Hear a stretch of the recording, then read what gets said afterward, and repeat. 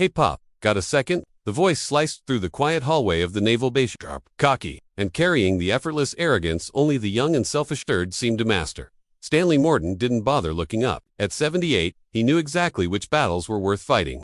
And a bored sailor trying to provoke the janitor wasn't one of them. His mop kept moving in a slow, steady arc across the gleaming linoleum floor, leaving behind a fresh, dark streak of clean. Petty Officer C. Jennings shot a smug glance at the two sailors lounging against the bulkhead, their faces wearing the same look of lazy superiority. "I'm talking to you, old man," Jennings said, stepping forward and planting his polished, black boot right in the path of Stanley's next stroke. The mop halted just an inch from the shining leather. Jennings puffed out his chest and raised his voice, loud enough to make people in the hallway glance over. "We were talking about call signs," he said. "You know those cool names they give you in the fleet. I'm Viper. This here is Hammer." He jerked a thumb toward one of his friends. "What about you, old man? Bet you had a deadly call sign back in the day." "What was it, Mop?" Squeegee said. His buddy snickered. The laugh was small, sharp, and unpleasant in the long, echoing corridor.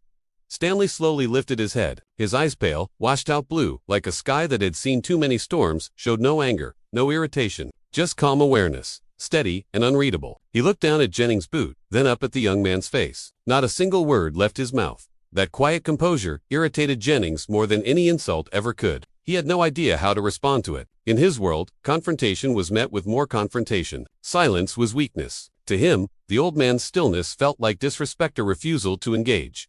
"What's the matter, old man? Cat got your tongue," Jennings pressed. The hallway leading to the Command Information Center was growing busier as shift change approached. A small crowd gathered, some amused, some uneasy, but none stepped in. Jennings had a reputation as a hothead, and to them, this was just another junior sailor acting out toward a civilian janitor. Not their business. Feeling the eyes on him, Jennings doubled down. This wasn't just mocking anymore. He was performing, affirming his place in the hierarchy. He was the uniformed warrior. Stanley was just the help. "I asked you a question," he said sharply. "In my Navy, we answer questions." He gestured around the hallway at the secured doors, the warning labels, the constant hum of powerful electronics vibrating under their feet. "This is a restricted area. We need to know who's walking around our house. Let me see your clearance." The words hung heavy in the air. This wasn't just teasing anymore. Jennings had escalated it. Stanley exhaled, soft as a whisper, the sigh of a man whose quiet afternoon had just slipped away. Moving with slow, careful intention, he leaned the mop against the wall. His joints protested, but he ignored them. He reached into the back pocket of his plain gray work pants and pulled out an old leather wallet, creased, worn, almost held together by memory alone. He slid out a laminated ID card and extended it. Jennings didn't take it. Instead, he let Stanley hold it up for him, forcing the old man into a display of The crowd watched in deepening silence. Jennings leaned forward dramatically. "Stanley Morton, contractor, custodial services." He read aloud. A smirk crept across his face. "See, just the janitor. Now about that call sign, leave it," Cade muttered beside him. The mood in the hallway had shifted. People were no longer entertained. They were uncomfortable. But Jennings was past the point of backing down. His eyes landed on a small, tarnished metal pin on Stanley's collar. A tiny dragon, so faded it was barely visible. He reached out and flicked it with his fingernail. "What's this little thing?" "Your kids get it from a vending machine." The moment he touched the pin, something changed in Stanley's eyes. The calm surface cracked just for a heartbeat. Suddenly the fluorescent corridor flashed away. Chaos bled in stuttering green light, rotor blades pounding the air, the deafening rhythm of gunfire, a frantic voice over broken radio static. "Dragon 6. This is Eagle. 2 are down. I repeat, we're down. They're all around us. Fuel, ozone, damp, rotting jungle." Then it vanished. The hallway returned. Jennings' arrogant face came back into focus. The entire memory, sharp as shrapnel, had lasted no more than a blink. Stanley's hand didn't even tremble. He still said nothing. His silence was his armor, his last shield, and it was pushing Jennings to the edge of losing control. "Are you deaf or just stupid?" Jennings growled, snatching the ID from Stanley's fingers. "You know what? I think you're a security risk, wandering around restricted areas, refusing to answer questions. How do we know you're not some spy pretending to be a harmless janitor?" He waved the ID toward the crowd. "Anyone can get one of these." At the back, Chief Petty Officer Miller watched, his expression hardening. 30 years in the Navy had taught him to recognize real danger. And the danger was not the loud, swaggering petty officer. It was the old man. That stillness, the absolute lack of fear, it wasn't normal. It was the calm of someone who had lived through things that would break most men. The calm of a mountain in a storm. Miller had heard rumors whispered in mess halls over the year stories about a civilian on base who wasn't what he seemed. Most chalked it up to myth. But looking at Stanley Morton now, at the quiet steel in his posture, Miller felt a cold chill snake up his back. Jennings was about to cross a line he wouldn't be able to come back from. Miller moved fast, not into the crowd, but away from it. He slipped into a side corridor and pulled out his phone, fingers trembling. He didn't call security. He didn't call his department. He went straight to the top. The Fleet Master Chief's office. A young aide answered. Master Chief's office. This is Chief Miller, he said, voice tight. I need Master Chief Harris. Now, emergency. He's preparing for the Admiral's brief. Can it? No, Miller snapped. It cannot wait. I'm outside the CIC. We have a serious code of conduct violation. The aide sighed in. Another complaint, maybe a sailor being rude to a contractor. Miller cut him off. The contractor's name is Stanley Morton. Silence. Sharp, sudden, electric. Miller continued. Jennings is demanding his call sign. You need Harris down here or call the Admiral. This is about to become the worst day of that petty officer's life. Another long, frozen silence. Then the aide's voice returned, strained now, almost trembling. Stay there, Chief. Do not let this escalate. Help is on the way. The line went dead. Miller pocketed his phone and headed back toward the crowd, heart pounding. Something extraordinary was about to happen, something people would talk about for years. Upstairs, the Fleet Master Chief heard the name Stanley Morton, and all color drained from his face. He opened a classified file, thin and nearly empty, pages drowned in black redaction bars. Only one line remained readable. Project designation, Dragon's Tooth Command. Authority, Dragon 6. Harris snapped the file shut. Get Admiral Van Secure Channel. Tell him we have a Dragon 6 situation at the CIC. He grabbed his cover, barked orders for a Marine honor guard and the base commander, then murmured to himself, my God, he's been here all this time, just mopping floors. Back in the hallway, Petty Officer Jennings stood over Stanley Morton. That a tidal wave of consequences was already rushing straight toward him. All because the old man refused to speak. Jennings noticed the uncomfortable look spreading through the crowd and the stern stares from the senior NCOs, but he misunderstood them completely. Instead of taking it as a warning, he assumed they were waiting for him to finish what he'd started, to show the full force of his uniform.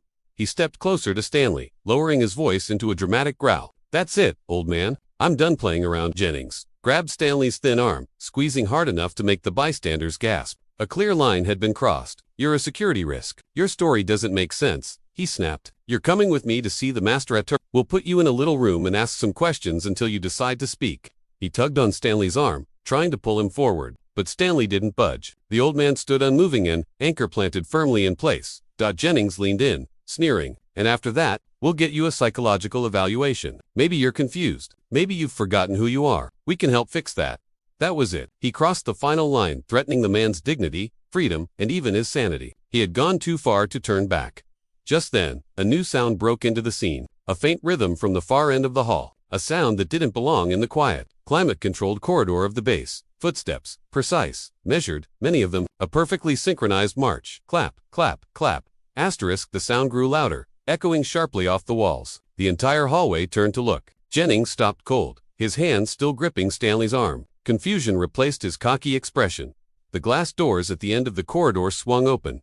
First came the base commander, a Navy captain with silver eagles on his collar. His face was stone. Next to him marched the Fleet Master Chief, radiating pure fury, and behind them came 8 United States Marines in full dress, blues-white hats, flawless, rifles held in perfect formation, shoes striking the floor with thunderous unison. People pressed themselves against the walls, instinctively clearing a path. The Marines didn't walk, they advanced straight toward Jennings and the old janitor. They halted 3 feet from Stanley Morton. Jennings looked between the captain, the Master Chief, and the Marines. His hand slowly loosened from Stanley's arm. The base commander didn't even glance at Jennings. To him, the petty officer might as well have been a chair. His entire focus was on the old man. He stood tall and raised his hand in a razor-sharp salute. Mr. Morton, he said, his voice booming through the hall. It is an honor, sir. Jennings' jaw dropped. The crowd stared in disbelief. The Fleet Master Chief and every Marine snapped into a salute behind the commander. One flawless, unified gesture of respect. The commander held his salute, refusing to lower it. Then the Master Chief stepped forward and addressed the confused sailors. His voice was quiet but carried the weight of decades. For those who don't understand, he said, scanning the room, you should listen closely. You are standing in front of the man once known by the call sign Dragon 6. Gasps rippled through the hallway. A name from whispered barracks legends, one most thought was a myth. Mr. Morton.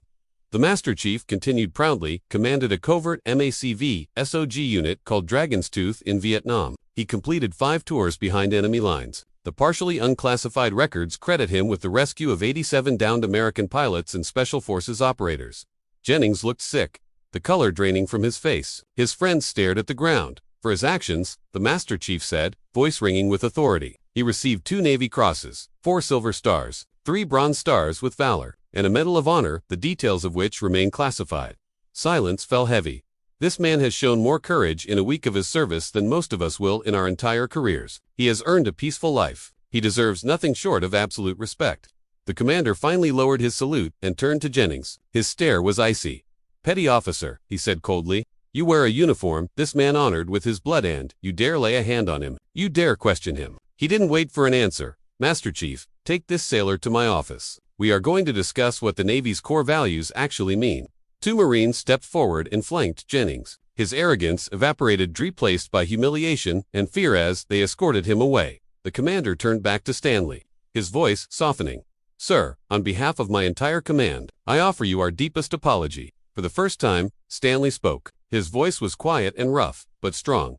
No need, Captain, he said with a tired nod. He's just a boy. Young ones make noise. They think the world needs to hear them. They don't yet understand that the important things are quiet. He tapped the dragon pin on his collar. Honor isn't worn on your sleeve, he said. It's carried in here. Just teach them to look closer to see the person, not the job. A memory flickered in his mind. A jungle clearing, a wounded pilot, and a small hand-carved dragon pressed into his palm with a shaky smile. A gift of gratitude he had worn quietly for 50 years. The story of the confrontation spread across the base instantly. Jennings wasn't discharged, but he was demoted and reassigned to the most humbling duties available. The commander introduced a new mandatory training program focused on the unseen sacrifices of veterans. Unofficially, sailors called it the Dragon 6 Protocol. Weeks later, now, Seaman Apprentice Jennings was scrubbing the floor of a barracks latrine when he heard the familiar squeak of a mop bucket. Stanley stood in the doorway, starting his shift. Their eyes met. Jennings stood, face flushed with shame. Mr. Morton, he whispered. I'm sorry. Stanley examined the floor, the half-finished work, and the young man's expression. Then he nodded. A job's a job. Son, he said gently, you do it with pride, or you don't do it at all. A faint smile flickered across his lips. He pointed at a corner Jennings hadn't reached. You missed a spot. No mockery, just a simple truth. A lesson offered quietly. From one working man to another, Jennings nodded and returned to scrubbing. And Stanley, once Dragon 6, walked on, a quiet guardian still protecting the halls he had vowed to defend long ago. Heroes don't always stand in the spotlight. Most of the time, they walk unnoticed among us.